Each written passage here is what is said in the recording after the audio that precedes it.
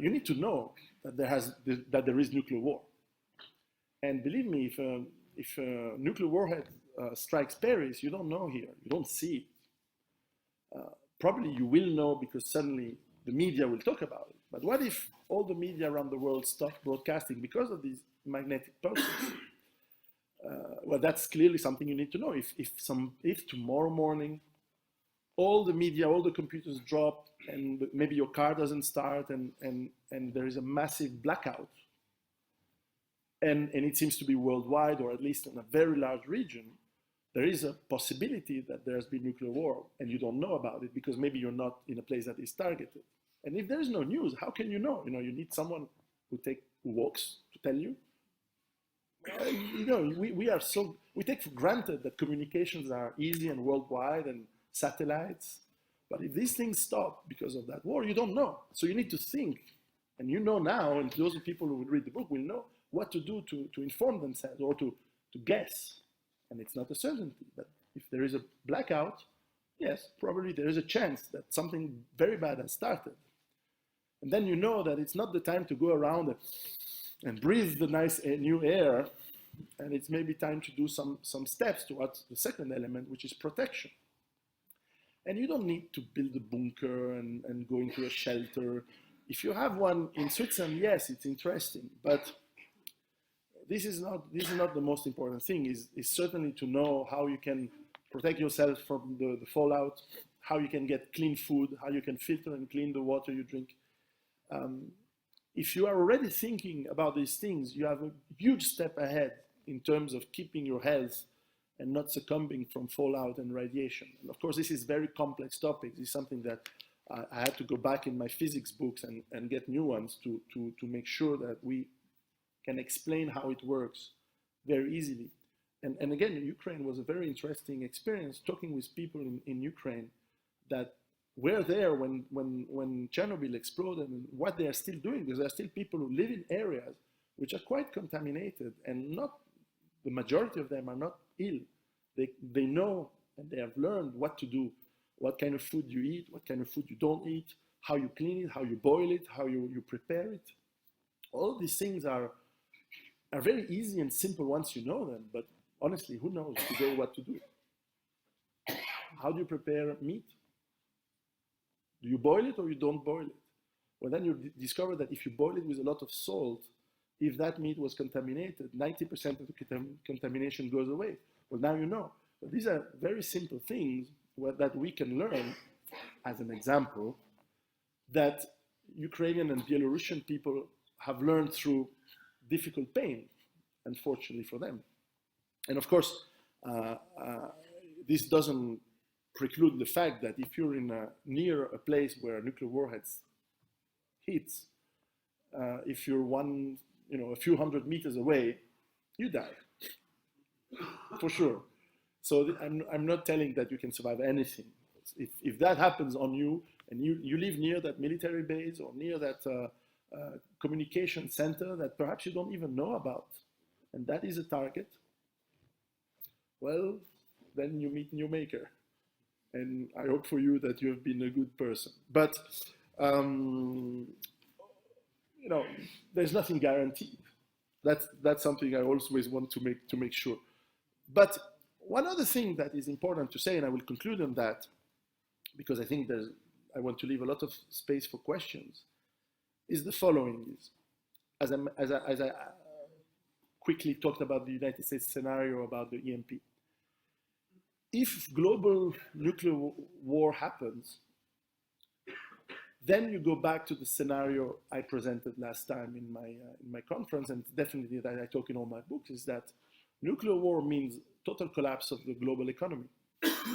Local economies may still exist, but the global economy, at least for a long time, and that may be years, if not decades, is gone. Because you do not recover like that from the destruction of the supply chains, of all the system that transport goods, especially food, from one place to another. So you have to think about where you live. And the answer for any one of you who live in a city is no.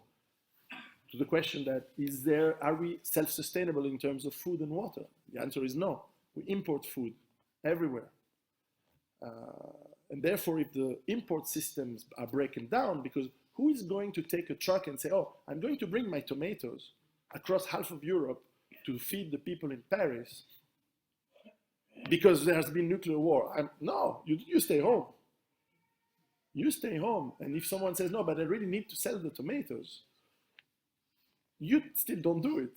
And they say, if you don't do it, I don't pay you. Well, I don't care. I'm not going to travel half of Europe in a place where nuclear war has happened and there's radiation. You stay home. So this is very simple behavior. So no one will do anything for a long time unless you are prepared with everything that I explained in my first book. So the economic collapse will follow. Now, whether some people are planning for economic collapse as a way to gain power, this is not something I know, but it's possible. But certainly, the good news in this disastrous scenario is that if you prepare yourself to be self-sufficient in terms of water and food and the other things that I explained in my other books, you have not more to do. We don't need to buy gas masks. We don't need to buy nuclear suits. We don't need to build a shelter and go inside and live for not even months or years, but even weeks underground. You don't need all that.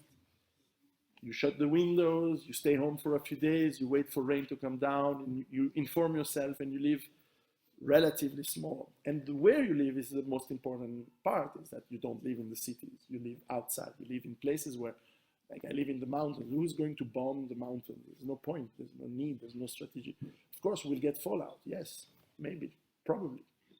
But you don't want to live near targets. So these are things that I explained, but certainly it's important to understand the process, to understand what is possible. And the Sheikh, I think, described a very, probably what I also think is the most likely scenario is that something starts with what is happening in Syria. Maybe not tomorrow morning, maybe not next week. Who knows? Maybe, we had a big scare exactly 2 years ago, or 1.5 years ago, in September 2014. When there was suddenly the Russian fleet, the American fleet, there was Israeli submarines, all in this little piece of water off Latakia of Syria. And there was a big uncertainty, and of course we don't know all the news on the moment they happened, but there was a Syrian plane that was shut down, and it was very tense.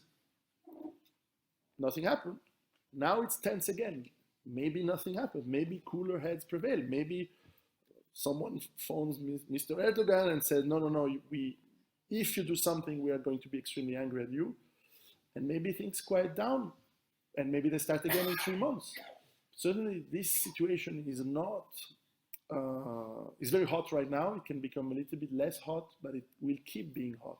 So in my opinion, it is also around Syria, and with the countries, the nations, the powers that are involved, that go from Saudi, from Iran, from Israel, from Turkey, and of course NATO and Russia, and even China, which means it's all the people who matter and who have this potential for nuclear war who are involved.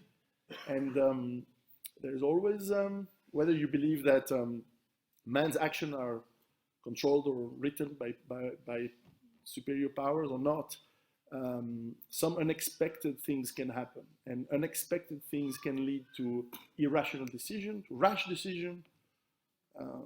And when you have nuclear weapons in the mix, a mistake can be extremely, extremely costly. So with that, I finished. I remember that